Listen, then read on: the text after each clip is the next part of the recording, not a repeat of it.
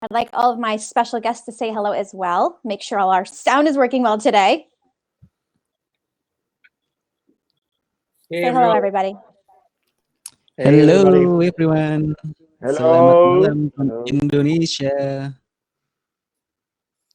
Yay.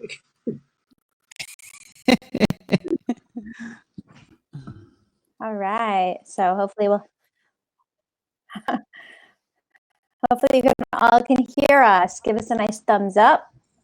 Or, well, we can't see your thumbs up, but you can give us a thumbs up in the chat.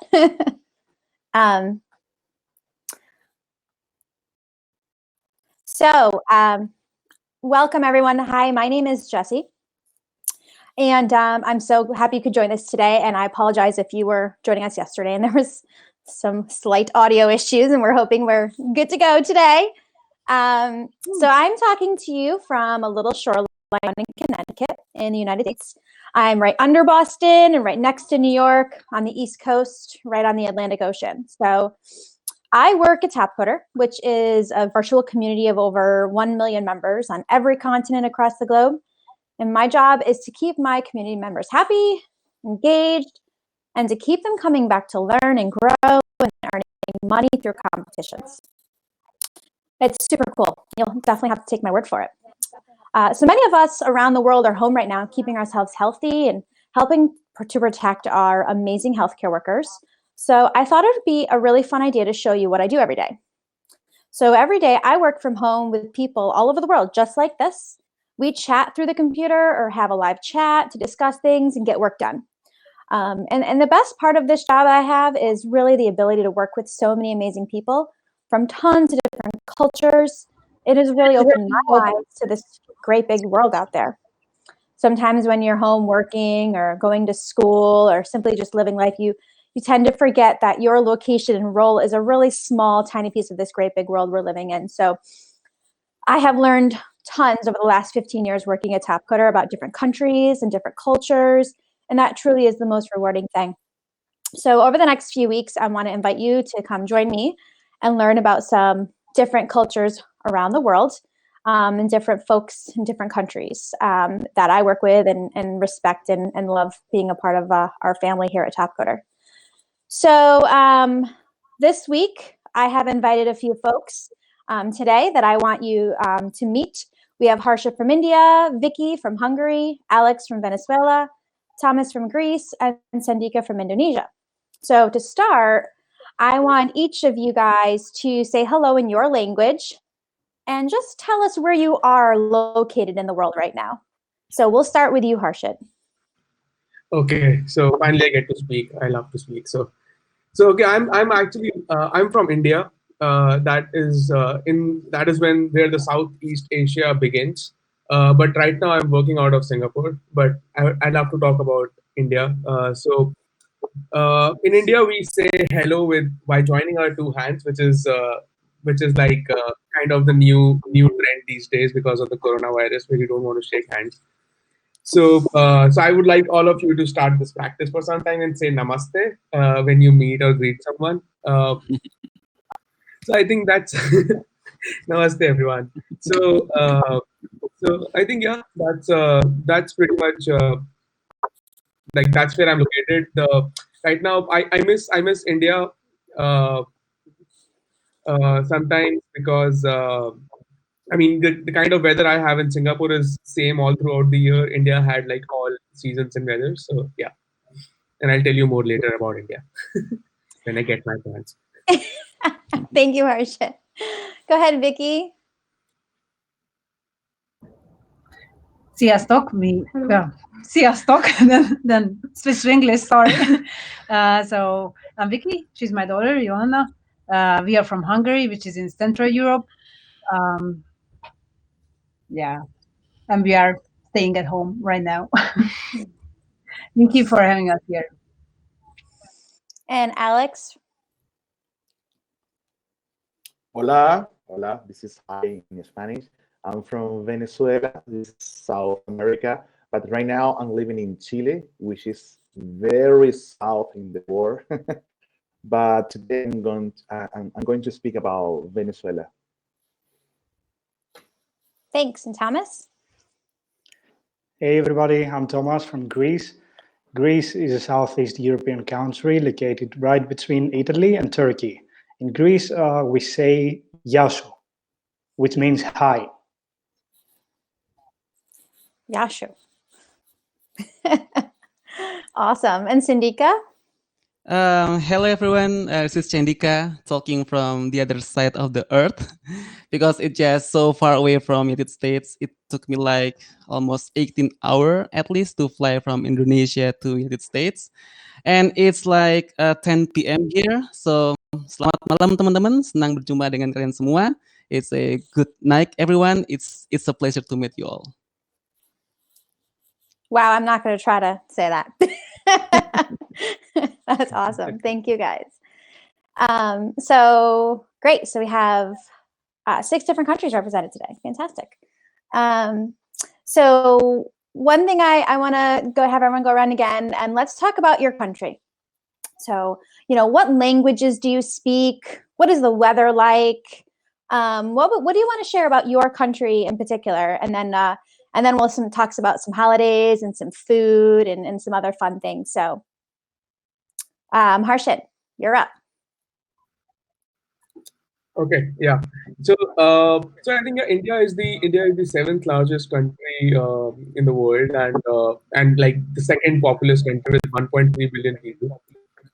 There are very positives about that. With 1.3 billion people, you have so many activities, so many things, and so many interesting things and interesting festivals happening all around the country. Every 200 miles in India, you actually, you find somebody wearing a different set of clothes, or having different set of cultures, or having different set of religion. And then, they have their own holidays, their own festivals. So anywhere you like 200 miles and you find something different. And you know what? For me to converse to someone who's living like 300 or 400 miles away from me, I might have to converse with them in English or Hindi, like with one language. I mean, we are very similar. So we have multiple cultures, very very diverse population in India itself. One thing I really would like you guys to try about India is Indian food, because that comes very natural to me. Like, so I have all the people over on this call I have actually made them have butter chicken. That is my favorite dish in India. So whenever you're talking about or thinking about India, you want to know, just think, and when you're seeing videos or reading about India, make sure you order an Indian meal, and you are then reading or looking about India. So and I think, yeah. So we basically, like Jesse asked a question about uh, the languages we speak. So basically, we in India we are taught in English from the very beginning. So we know the national language, the regional language, and we also know about the English when we begin studying. And at home, we are basically speaking our natural our mother or regional language sometimes. And when you come to India, make sure you visit Taj Mahal and try Indian food. Taj Mahal is beautiful. You will love it. Awesome. Thanks, Harshit. Viki, Joanna, tell us about your country. Yes.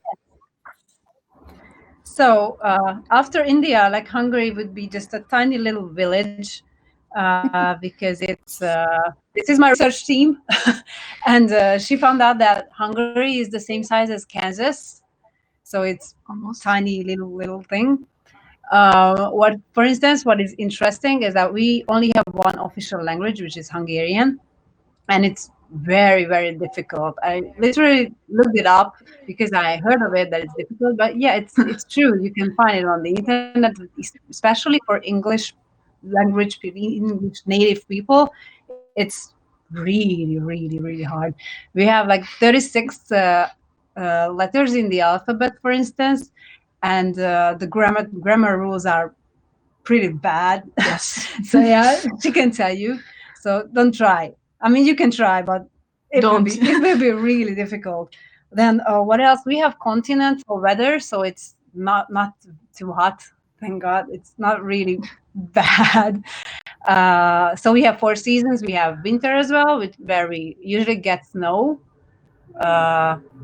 Yeah, it's interesting that it's almost April, and like 2 days ago it was snowing. The weather is going crazy. Yeah. But during the summer, so we have a summer season as well, which is the warmest. Not as warm probably like in India, especially not Jaipur, 49 degrees. No, we get like, I don't know, around 30, right? 30 degrees or something like that. We don't have a seaside. We only have lakes. So we are within Europe. We are in Central Europe. And we also, our mountains are not that high as like whatever Harshit could have told us about huge mountains. It's like rather flat. What else we can say? Oh, about food, we prepared some some things to show. It's like some people wouldn't really like it. We have really fatty food. Like, how can I show this? This thing, it's lard. It's called salonna. It's smoked, and it's basically it's fat. Ugh. It's really nice. Cendhika had a chance to see that, and I don't to think see he liked just to see that because it's pork. We also have sausages. You probably have seen these kind of things. We have sausages. We like them very much. Don't laugh. And then we have some. What is that? We are not really eating that spicy food. That's like, Indian food is awesome. Hungarian food is more bland, so we are not really eating that spicy and hot food. But we have the main thing we use the one, and there are some special things, sweets like this. You can have it because you can show it. It's a farmer's cheese inside, and outside it's chocolate. This is something which is Hungarian. So it's really nice. Have it. I'm sorry I can't give it to you now. And also, wait, is that, did you say cheese and chocolate? It's farmer's cheese, but it's sweet. It's sweet. And also you keep it in the fridge. It's really nice. So whenever we go to TCU, I'm thinking about taking this as like present for people, but you have to keep it in the fridge. So it's tricky. So we'll just have to go to you to get it. So this is something as well, which is Hungarian. I'm sure that most of you all over the world would know about this. Yeah. Okay. Happy and everything. Whatever else we have to say. Yeah. Since we have a long-term history, so it's this country has been there since long ago, like 1,000 years, or more than 1,000 years. We have like beautiful architecture. So whenever you have a chance to visit Budapest, it's quite nice to take long walks because it's quite beautiful. We have a river which goes through the city. That's why it's called Budapest, because Buda is one side and Pest is the other side, and it's in the middle. We have a river. We have quite nice bridges on that river. So yes. And what the thing you have to visit in Hungary, I listed myself. So you can visit us, and then we can show you around. Yeah. That's it. If you have any questions, please type it in. I will try to answer. Yeah, feel free to ask questions, folks, in the chat. All right, on to Alex. Well, hi everyone. As I said before, I'm from Venezuela. Venezuela is a very small country located in South America, a very top area in the South America continent. Something that I really, really love about my country is the landscapes. I'm actually a very fun person about outdoors activity like camping, hiking. Venezuela has one of the most beautiful landscapes I ever seen in the world. There are some mountains called the Tepuyes, and they are unique in the world because the summit of those mountains are flat. So it's like a table, but extremely big. So Venezuela is very well known because of these mountains. Actually, there is a movie from Disney called Up, the old man that take his house to the mountain. Well, this movie was inspired for for the landscapes in Venezuela. The highest waterfall in the world is located in Venezuela. Its name is the Angels Falls, or in Spanish, Cataratas El Salto Ángel.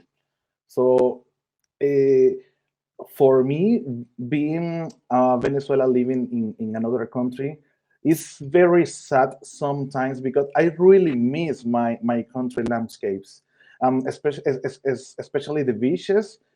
Being Venezuela a Caribbean country, we are located in the Caribbean Ocean. So one of the most beautiful beaches in the world are located in Venezuela. We can find beaches with an extremely blue water and an extremely white sand. So something that you cannot find in any other place in the world, you can find it in Venezuela. Actually, I have my country flag right here. So as you can see, we have three colors: the yellow, the blue, and the red one. And each color means something different for us. For example, the yellow means all the wealth that Venezuela has, the gold, the oil. And the blue, especially, is my favorite because it represents the ocean in Venezuela, the beaches that I was talking before. And the last one, the red one, means the blood that was spilled in the battle for Independence Day. Well, Venezuela is really, really beautiful. I hope someday every one of you can have the opportunity to go there and, and find and to know in person one of the most beautiful landscapes in the world. I tell for sure. Awesome. I want to go there right now. So this sounds amazing. But everyone stay home. That's important. Yes, exactly. Thank you. Thank you, No Alex. traveling today. Yeah, no traveling today. Save it. Add it to your bucket list, everybody. Go to Venezuela. All right, Thomas. All right, so Greece, as I said earlier, is a Southeast European country. It is located right between Italy and Turkey. The weather here is usually very warm, not like India, but it's quite warm. And Greece is very well known for the quite many islands we have. And although we have quite many islands and all of them are very beautiful, we also have amazing landscapes on the mainland. For example, with Cendhika, we had the opportunity to visit Matera, which is an amazing location with monasteries. And we went there for some pictures and some videos. So if you enjoy landscapes and nature photography, Greece is definitely one of the places you need to visit. We do love Mediterranean food and especially the seafood. Awesome. Thank you, Thomas. Okay, Cendhika, tell us about Indonesia. All right. Okay, so Indonesia. The first thing I can say about Indonesia is it's a huge country. So I'm pretty confident you can find it on the map. It's located in the Southeast Asia, and if you put Indonesia map on the top of United States map, just for comparisons, we are slightly larger than United States. But instead of a big continent, Indonesia is an archipelago country. So Indonesia consists of many of islands. Approximately there is so there are 17,500 islands. So you can imagine like the diversity, the variety, all the beaches in Indonesia. We have so many beaches, and even you can ask Rafi June how how the Indonesia beaches looks like and how Rafi loves Indonesia so much. And the other thing I can say about Indonesia is what else? Um, we have so many people. We are the number fourth most populated country in the world. We have like 260 million people live in Indonesia, so it's very condensed. And one interesting thing about Indonesia is we actually live in one of the worst part of the Ring of Fire. So if you know about the Ring of Fire, so it's pretty dangerous because we have so many active volcano mountains. like there are 400 active. There are 400 volcano mountain and more than 100 active in Indonesia. And in fact, I live like really close to the most active volcano mountain in Indonesia. It's called Merapi Mountain. Alex have been there to Merapi Mountain in TCO 15. Wow. Can you believe like how dangerous it is? But it is really fun. But instead of being so dangerous, it is also dangerously beautiful, guys. So because of we live next to the volcano mountain, and the soil, the land is so fertile, combined with the tropical climate, we live in the right in the equator. It makes Indonesia have so many diversity of flora and fauna. It makes Indonesia way more beautiful. We have so many endemic species. For example, like if you love to watch the show like Game of Thrones, and when you think that dragon is only happen in imagination, in Indonesia we actually have a real dragons. Literally, it's called komodo. It's a 3 meter long animal, and it can kill you. So don't mess with it. It's the only one in the world, komodo. And we also have orang utan, and this kind of uh, flora and fauna things. I think Indonesia is the second most has most diverse variety of flora and fauna after Brazil. And talking about food, we love to eat spicy food. Not as spicy as India, but we have so many flavors. And in fact, Indonesia has so many diversity, and every province has its own traditional food. We have 34 different provinces. So yeah, so many things to say about Indonesia. Just let me know if you have any question. Awesome. But that dragon totally scared me there for a second. Wow. Amazing. Everybody go Google that. Komodo. Komodo. So thank you for that. So the next question I want to ask is about holidays. Now, what are the things that you might not think about? And I personally didn't think about it when I first started Topcoder. Is, there are tons of holidays around the world that you don't celebrate because they're not essential to your culture or your community. So, here in the United States, we celebrate Independence Day, and a lot of countries celebrate Independence Day, but not like, we have our own Independence Day. We have Memorial Day. We have Labor Day. A lot of different holidays that are important to our culture. So I thought it'd be really cool to hear about some really fun holidays that are in these countries. So Harshit, tell us about some of your favorite Indian holidays, because I know one that I'm hoping you talk about is really, really cool. Yeah, so I think there are like like in India, we have diverse religions, and so there are like many holidays. I mean, I was telling my friends yesterday that if I start talking about Indian holidays, I can go on like telling you about, because we get all the holidays. We get holidays for like Christian holidays, we get Hindu holidays, we get Muslims holidays, we get like holidays for all the religions, and we get to celebrate with all our friends. So that's the best part. The one I like the most is Diwali, because that is something where we light India up with candles and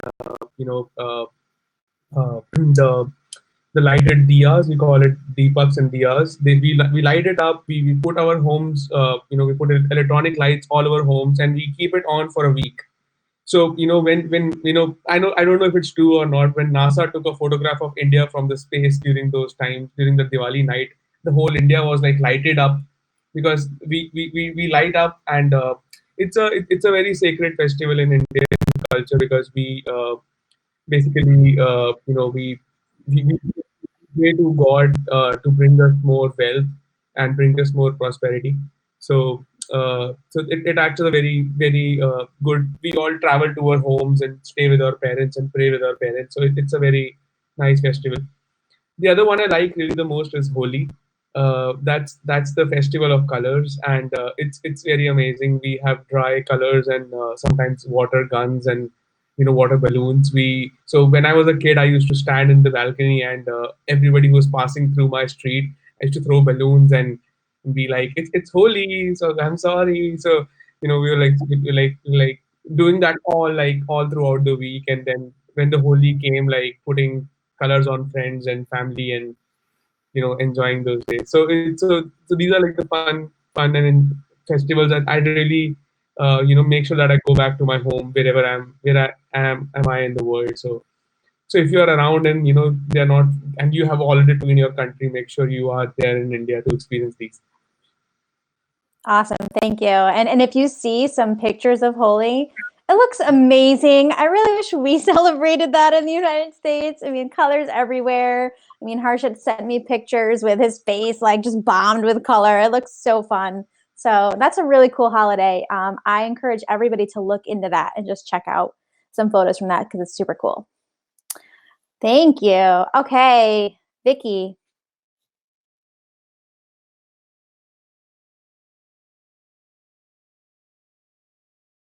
Oh, it looks like we might have had some connection issue with Viki. So we will move on to Alex, and when Viki comes back, we'll get to her. So Alex, tell us about some holidays from Venezuela.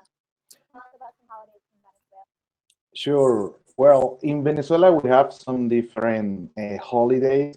Most of them are religious related, but one of the most that I really like that is religious is the carnival. Being Venezuela, a Caribbean country, for us, it's very natural to celebrate the carnival, which is celebrated in February each year. It's one of those festivities that actually stop the whole country because everyone saved those dates just to celebrate the carnival. So you can see people with costumes, everyone go to the beach. It's a very warm holiday for us.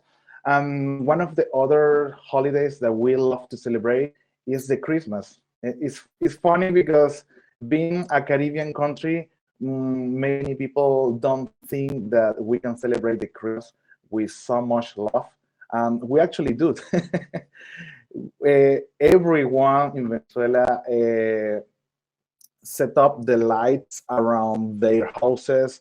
It's crazy. It's like a competition. Everyone want to have the more lights in their house, more than the neighbor. So it's really, really, really crazy how we celebrate the Christmas in Venezuela.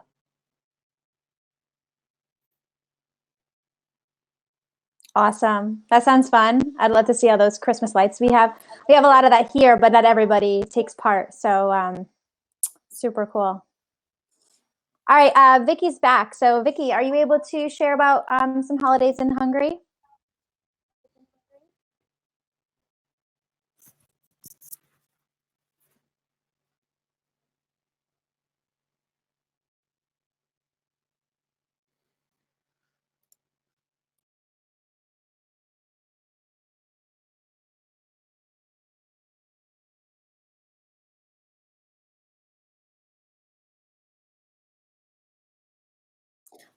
Let's give Viki a minute to reconnect unless she's back.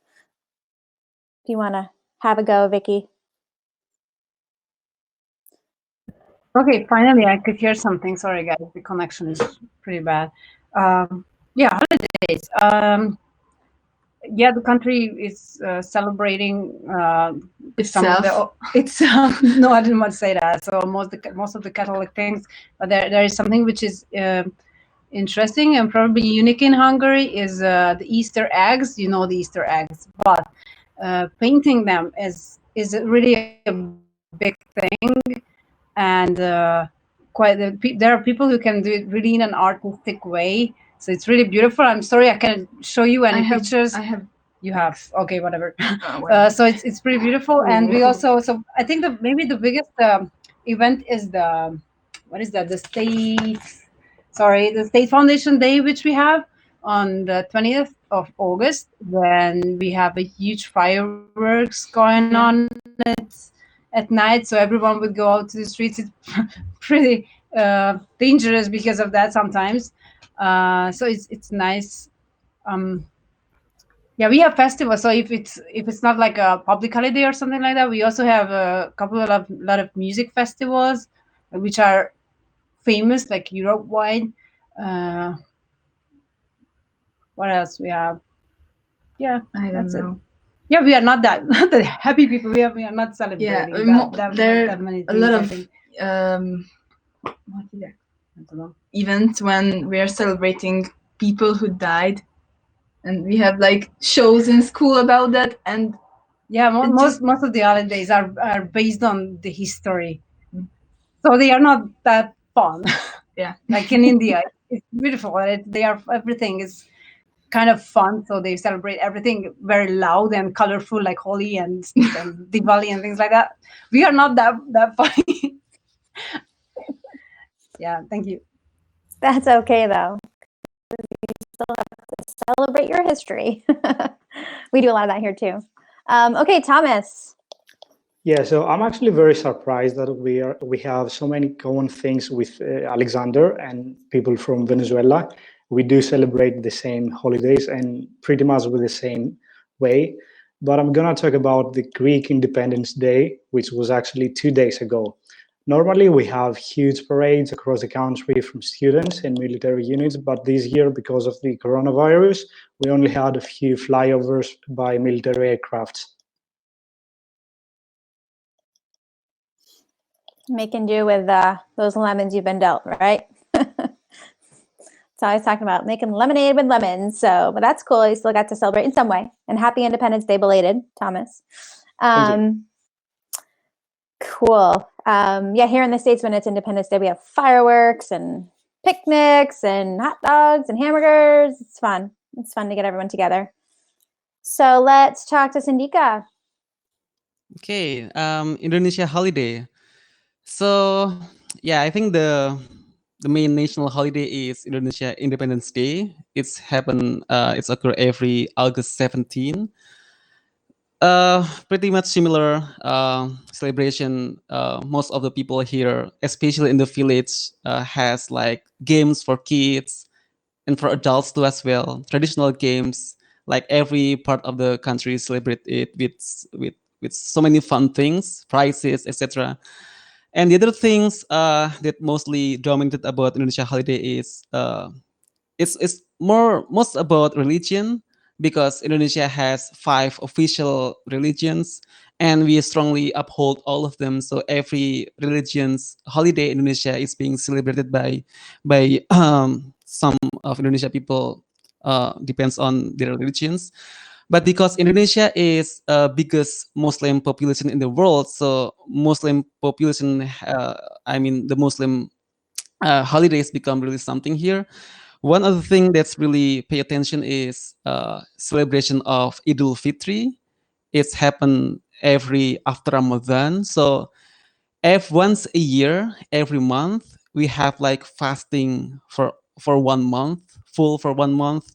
After that fasting month, we celebrate it with family. So there's a big movement in Indonesia happens every end of Ramadan. So this year, I think it's happened in May, I guess. So in May, there's going to be a lot of movement, like people from big city visiting their relative, their family, and our people, Indonesia people, is the one of the most populous country in the world. So you can imagine all the movement of the people. Streets are so crowded. In village, it's usually pretty much silent. In Idul Fitri, there's a lot of people visiting and gathering together. It's become such a issue because of the coronavirus happening right now. So people start to worry about the spreading of the virus when this happen, when Idul Fitri happen.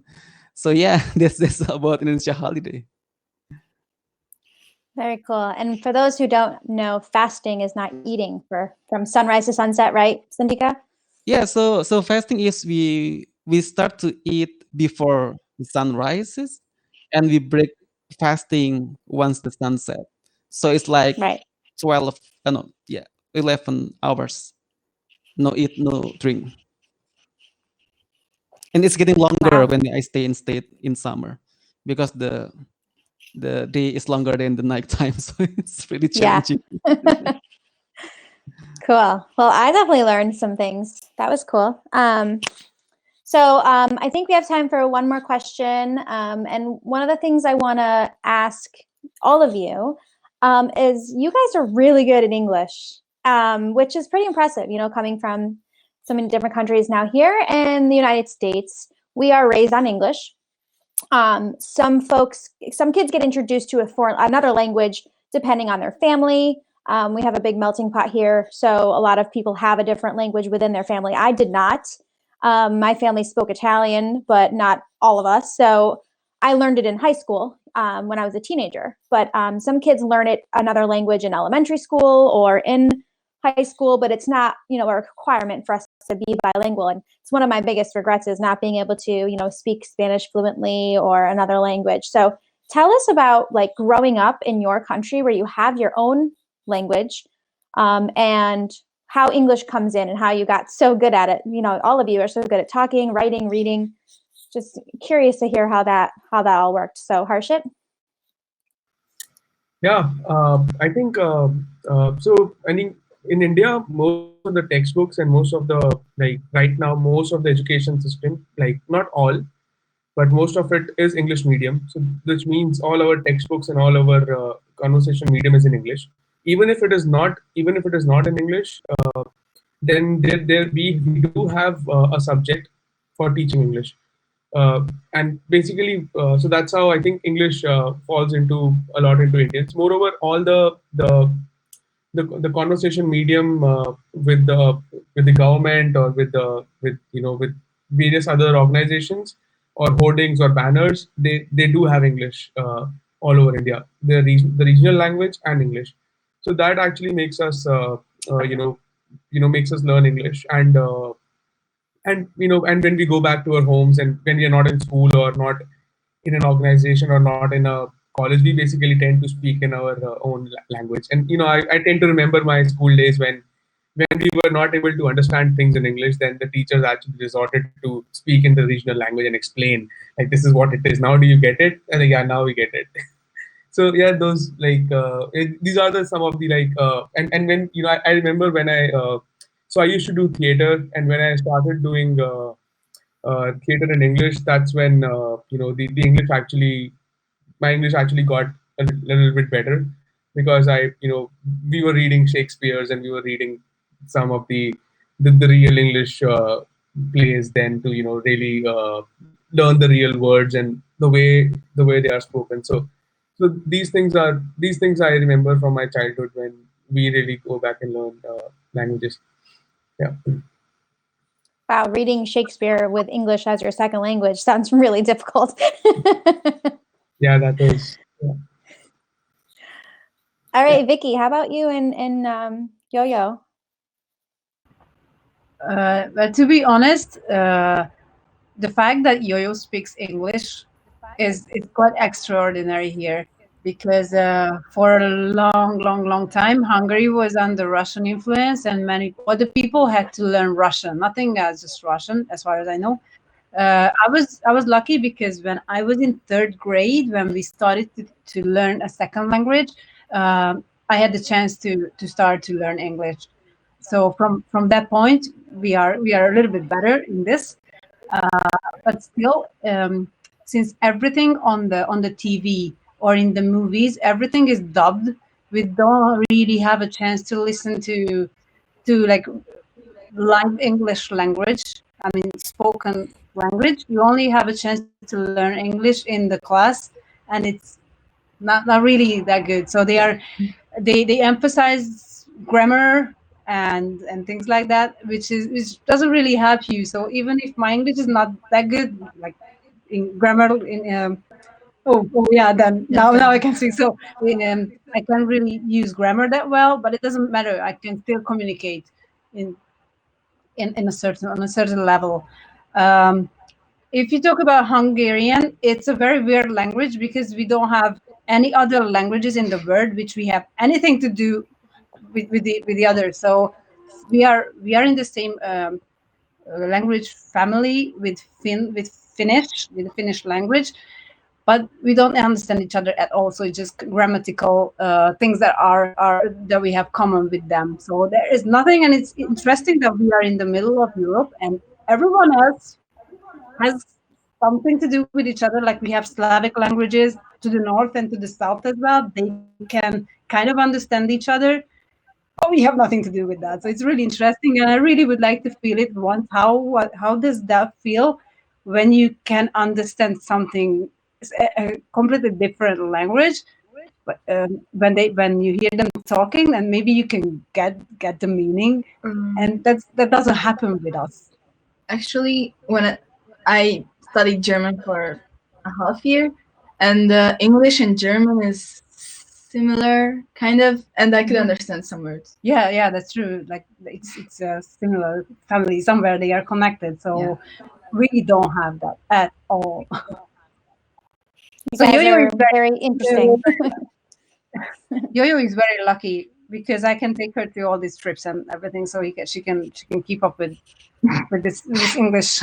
And she also started school in India, so she used to speak Malayalam, which was the local language there, and she also learned Hindi. But I think you didn't speak it, right?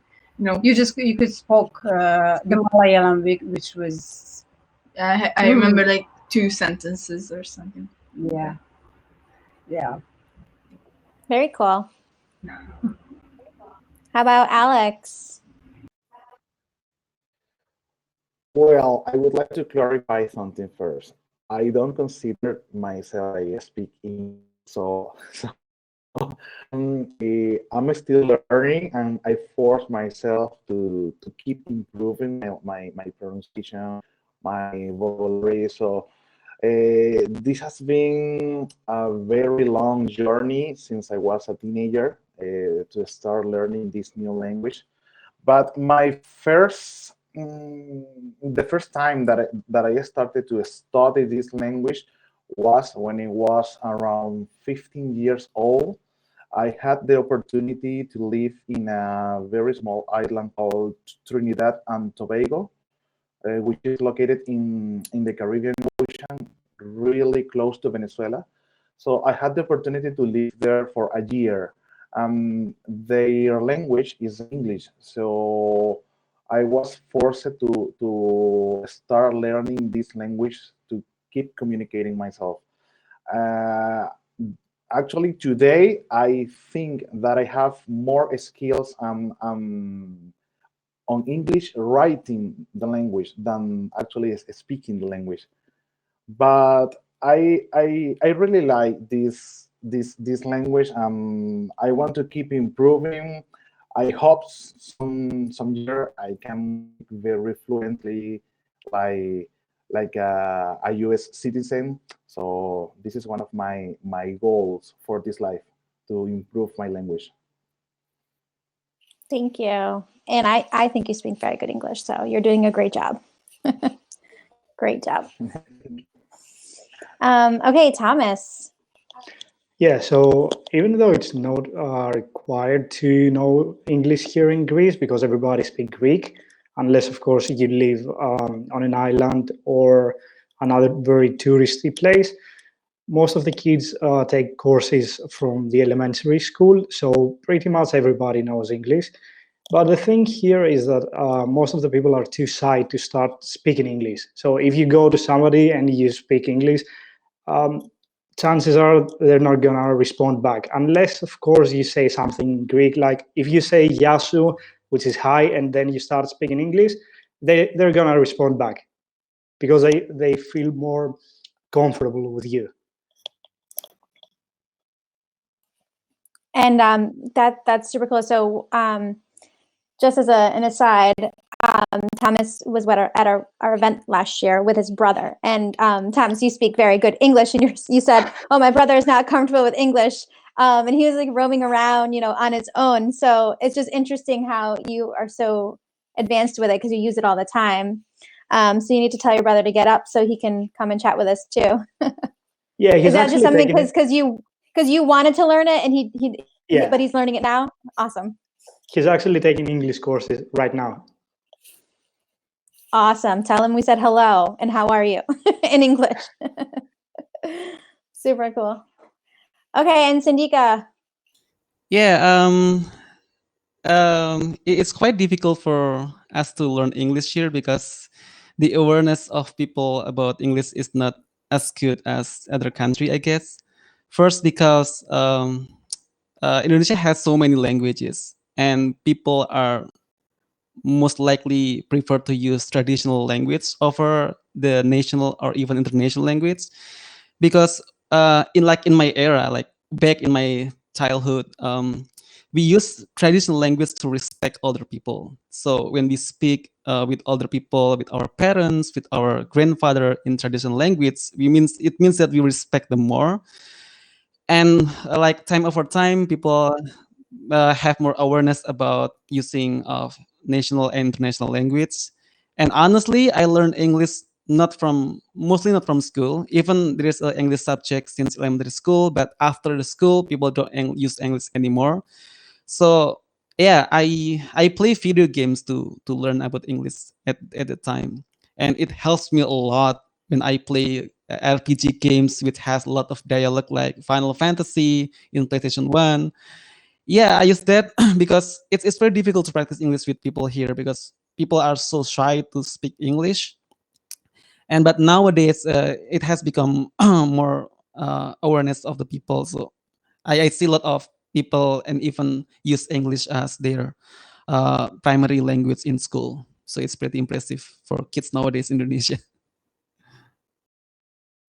Very cool, and I love how you talked about video games with English. That's super cool. I know there's other friends of ours that we have in our community who learned English from top American movies. So it's cool how you guys are so good with that. So with that, I know this has been really informative for me. I hope some of you learned something really cool too. It's as I said, it's really amazing to be talking to different people all over the world. And in this time right now, with all of us at home, it's a great chance for you to learn something new. And I really hope some of you go and look up some of those really cool things that we talked about today. And I'll have a whole nother set of amazing people next week. I'm excited to talk with some more folks and have some more countries represented. So please make sure you check our schedule and check it out. But I want to thank everybody here, Alex, Harshit, Thomas, Cendhika, Viki, and Yo-Yo for being here. I really appreciate you guys taking out time in your day to talk with everybody and share some cool insights from your country. So with that, thank you again. Thanks for everyone watching, and we'll see you next week, hopefully. Bye. Bye bye. Thank you all.